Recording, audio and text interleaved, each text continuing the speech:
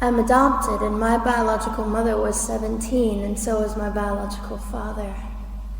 She was 7.5 months pregnant when she decided to go to Planned Parenthood, which is the largest abortion provider in the world, and they counseled her to have a late-term saline abortion, which is a saline solution that is injected into the mother's womb.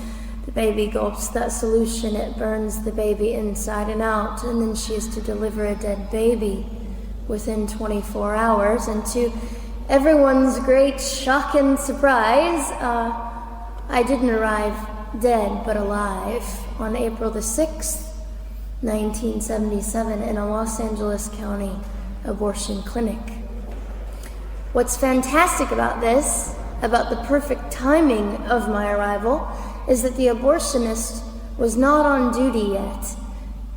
So he wasn't even given the opportunity to continue on with his plan for my life, which was death. And I know that I am in a government building, and a beautiful one it is, and I love your country as well as my own. But I know in the age that we live in, it is not at all politically correct to say the name of Jesus Christ in places like this. To bring him into these sorts of meetings, because his name can make people so terribly uncomfortable. But I didn't survive so I could make everyone comfortable. I survived so I could stir things up a bit. And I have a great time doing it.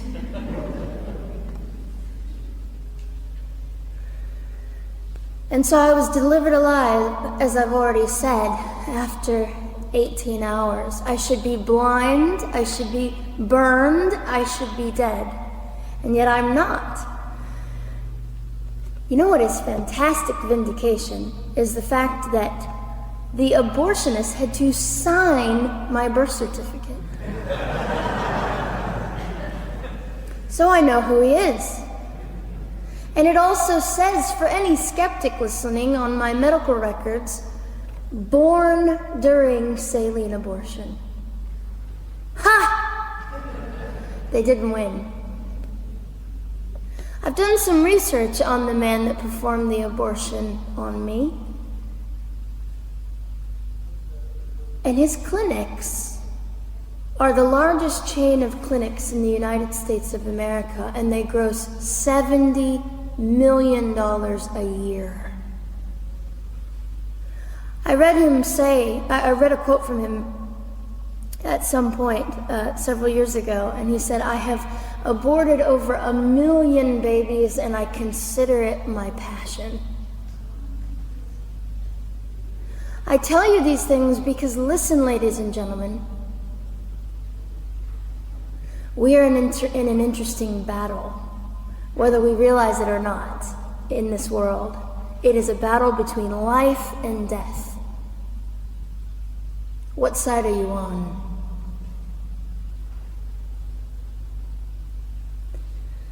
So a nurse called an ambulance and had me transferred to a hospital, which is absolutely miraculous. Generally, the practice at the time, and up until 2002, was, in my country, was to end the life of an abortion survivor by strangulation, suffocation, leaving the baby there to die, or throwing the baby away.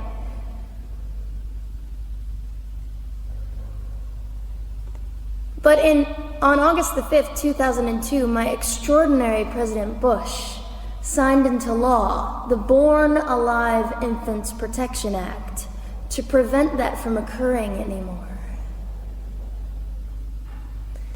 You see, we're playing for keeps. We're playing I'm hoping to be hated by the time that I die, so that I can feel God about me and understand what it was to be hated. He was hated. Christ was hated. And not that I look forward to being hated, but I know along my journey, I know I'm already hated because I declare life. I say, you didn't get me. The silent Holocaust didn't win over me.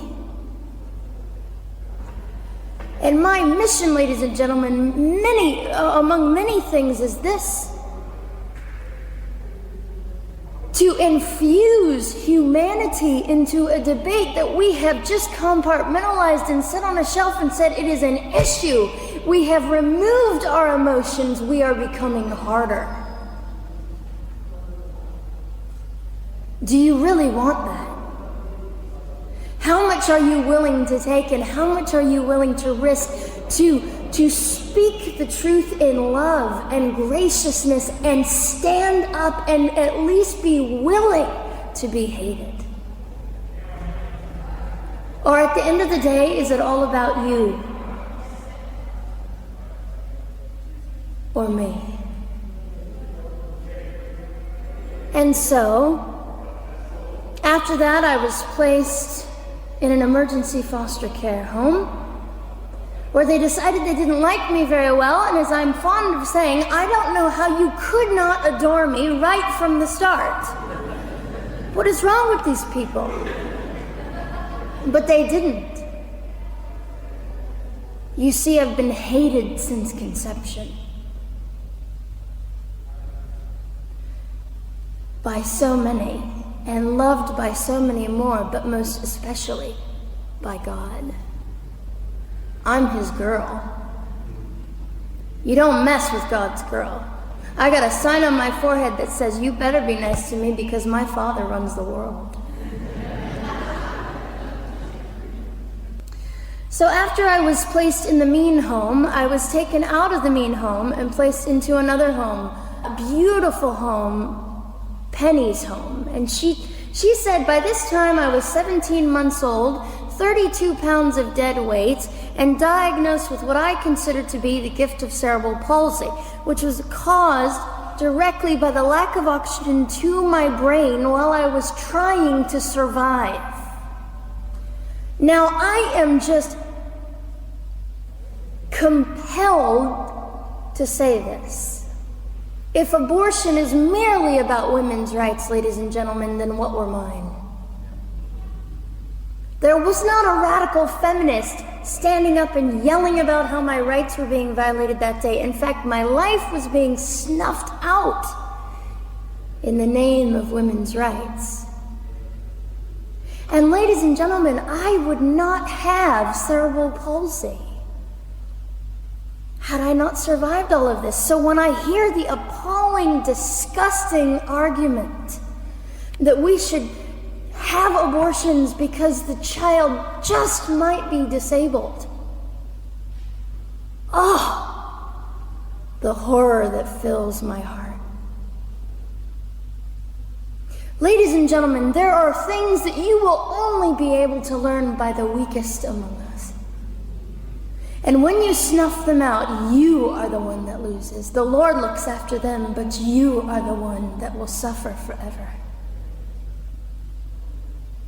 And what arrogance, what absolute arrogance, and it has been an argument for so long in this human place that we live, that the stronger should dominate the weaker, should determine who lives or dies. The arrogance of that, don't you realize that you cannot make your own heart beat? Don't you realize that all the power that you think you possess, you really possess none of it?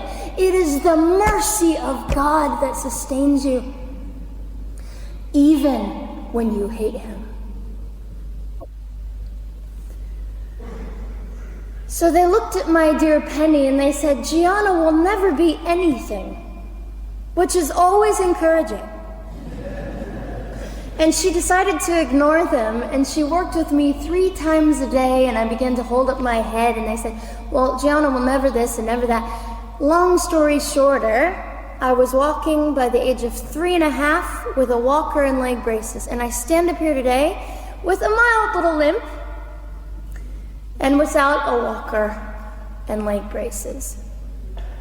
I fall gracefully sometimes and very ungracefully at other times, depending on the situation. but I consider it all for the glory of God. You see, ladies and gentlemen, I am weaker than most of you, but this is my sermon. And what a small price to pay to be able to blaze through the world as I do and offer hope. And I think in our misunderstanding of the way things work, we misunderstand how beautiful suffering can be. I don't willingly sign up for it, but when it comes, we forget. We forget that God is in control and God has a way of making the most miserable thing beautiful.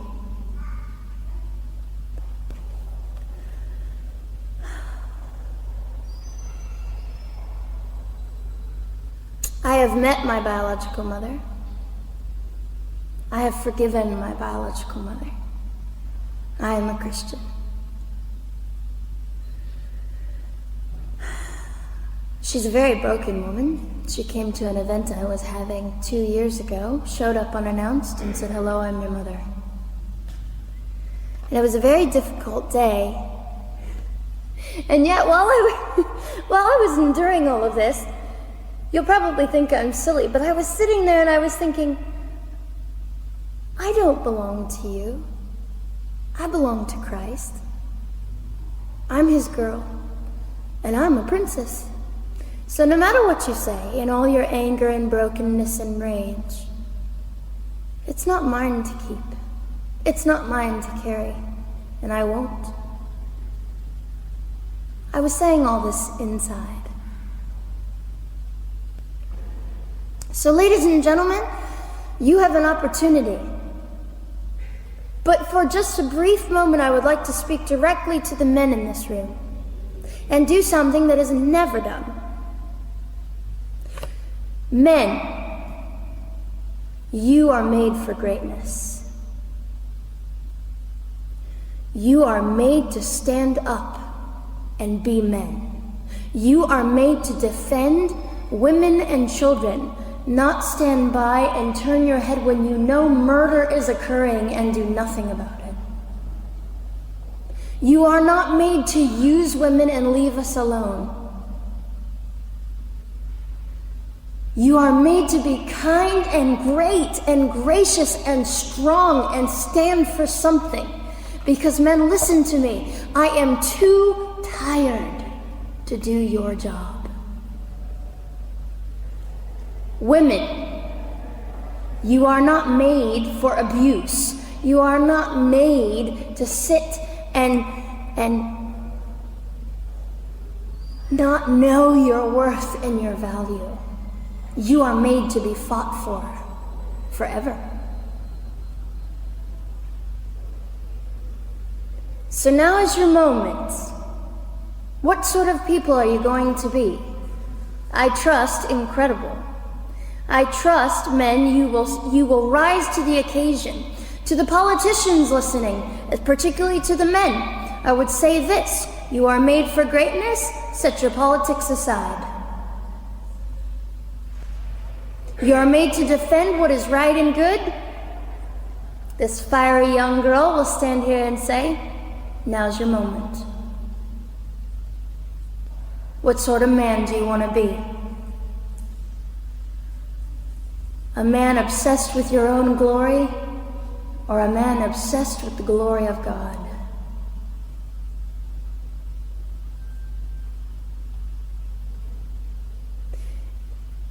It's time to take a stand, Victoria.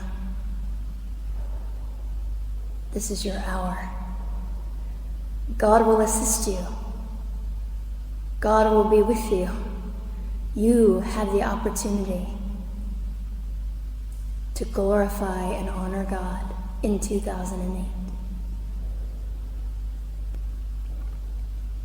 I'll just end with this.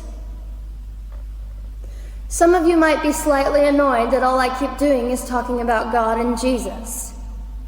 But how on earth can I walk about limping through this world and not give all my heart and mind and soul and strength to the Christ who gave me life? So if you think I'm a fool, It's just another jewel in my crown. My whole intent in living here is to make God smile. I hope some of this made sense. It just came from my heart. God bless and keep you.